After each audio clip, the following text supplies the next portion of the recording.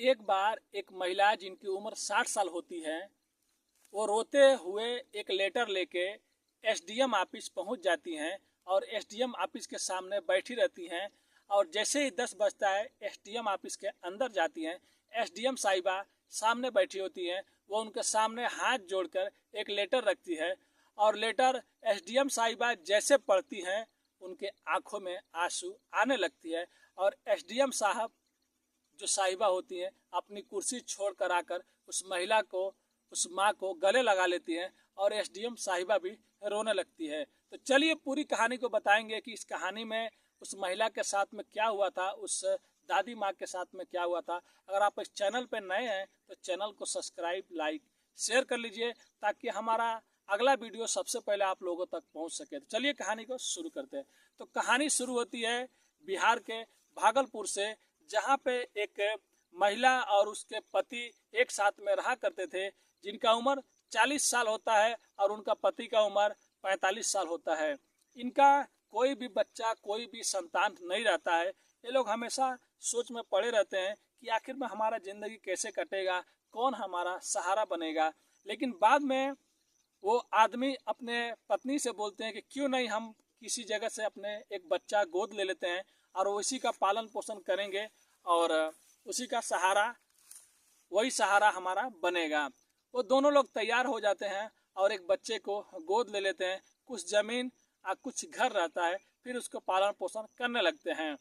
यहाँ पे 10 साल ही बीता रहता है, यानी कि 55 साल के उम्र में वो आदमी इस दुनिया से गुजर जाते हैं। अब वो महिला अकेले रह जाती है 50 साल की उम्र में, लेकिन कैसे भी करके उस बच्चे को पाल लेती हैं। वो लड़का जब 20 साल का हो जाता है तो उसकी शादी भी कर देती हैं। शादी होने के बाद वो बाहर में जाके दिल्ली में जॉब करता है और कुछ दिन तो सही चलता है। उसके बाद वो अपनी माँ से भी मिलने नहीं आता था और बात भी नहीं करता था।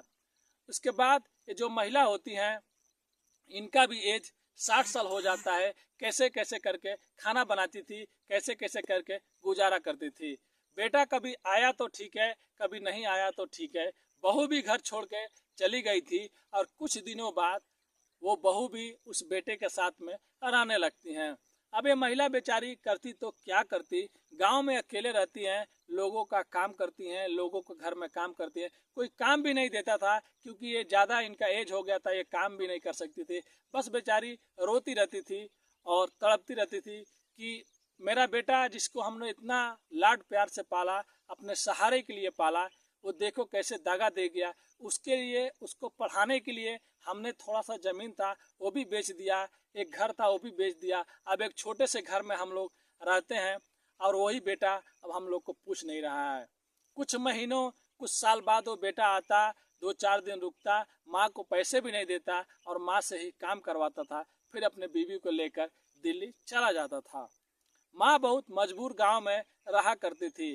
किसी ने उनसे बोल दिया कि तुम्हारी कोई भी मदद नहीं करेगा, लेकिन हमारे ज़िले में एक नई एसडीएम साहिबा आई हैं जो बहुत दिल की अच्छी हैं और बहुत नेक हैं। अगर वो चाहे तो कुछ मदद हो सकता है। क्योंकि इस महिला के साथ में एक और घटना घट गई थी जिससे लोगों को भी इस महिला पे तरस आने लगा था, उस गांव के जितने भी लोग थे। बेटा तो पहले गांव में आता नहीं था, लेकिन बाद में एक बार जब बेटा गांव में आता है तो बोलता है कि माँ, मेरे को एक जगह नौकरी मिलने वाला है और उसमें कुछ पैसे लग रहा है, वो पैसा दे देंगे तो नौकरी लग जाएगा। अब माँ बोलती है कि बेटा तुमको भी मालूम है, तुम्हारे पढ़ाई में हमने ज़मीन बेच दिया, हमने घर बेच दिया, अब कुछ नहीं है जिससे बेचकर वो तुमको देंगे तो तुम वहाँ पे दोगे तो तुम्हारी नौकरी लगेगी। लेकिन वो बेटा बोलता है कि माँ, मैं तुम्हारा बेटा हूँ, मुझ पर विश्वास नहीं है। माँ बोलती है विश्वास है, लेकिन अभी तो मेरे पास कुछ भी नहीं है तुमको देने के लिए। फिर वो लड़का बोलता है कि माँ, ये घर है ना जिसमें हम लोग रहते हैं, जिसमें आप रहती हो, ये घर को बेच देंगे माँ, और कुछ महीनों में ही हम लोग नया घर ले लेंगे। विश्वास करो माँ, ये घर बेच दो और मेरे को पैसा दे दो। वो बेचारी महिला करती तो क्या करती, अपने बेटे के प्यार में उस घर को बेच देती हैं और वो बेटा पैसे ले लेता है और वहीं के घर के बाजू में एक आदमी के घर में कि कुछ दिन इनको रखिए, फिर मैं आकर अपनी माँ को लेके चला जाता और अच्छे से रखेंगे। लेकिन बेटा तो यहाँ पे घर भी छोड़ दिया रहता है, अब माँ को भी छोड़ दिया रहता है। अब एक सहारा एक घर रहता है जिसमें माँ रहती थी, उस घर को भी बेचकर बेटा दिल्ली चला जाता है।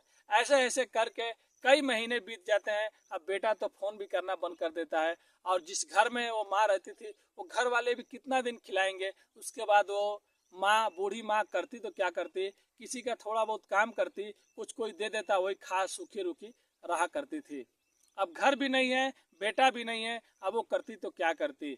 इसी टाइम किसी ने उनसे कहा कि हमारे ज़िले में जो एसडीएम साहिबा आई हैं वो बहुत अच्छी हैं और वो आपकी हेल्प ज़रूर करेंगी, आप उनके पास जाइए।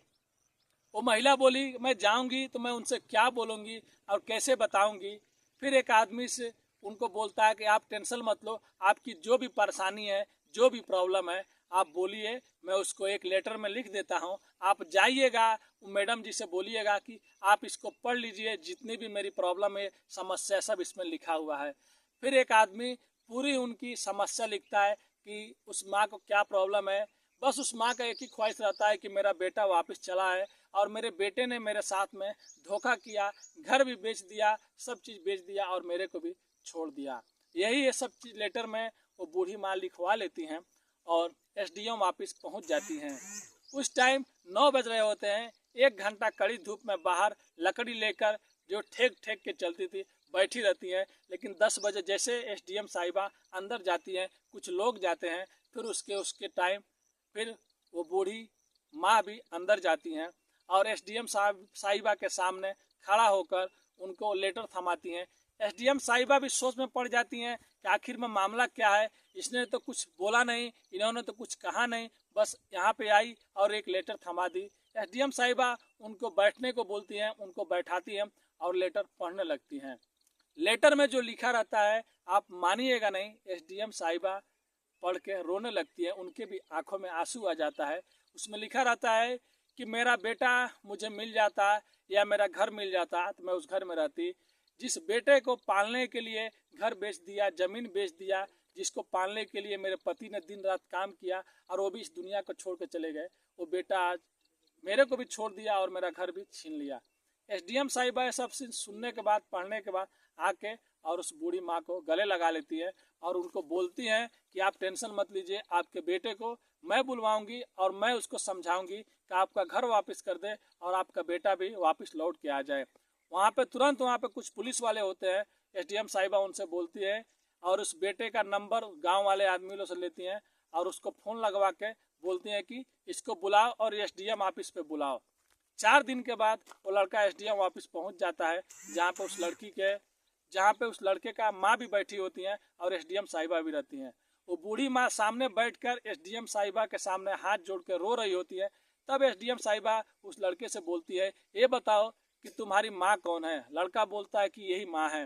ये बताओ तुम्हारी शादी हुए कितने दिन हुआ, तो 4 साल या 5 साल हुआ है। तो ये बताओ, जो तुमको पाला, जो तुमको पोसा, उसको तुमने छोड़ दिया, जो जिस घर में वो माँ रहती थी तुम उस घर को भी बेचकर पैसा ले लिया, अब बताओ कि वो कहाँ पे जाएगी।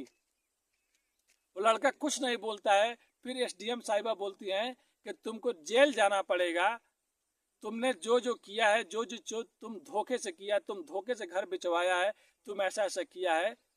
फिर वो लड़का माफ़ी मांगने लगता है और एसडीएम साहिबा बोलती है कि उनको उनका घर दो।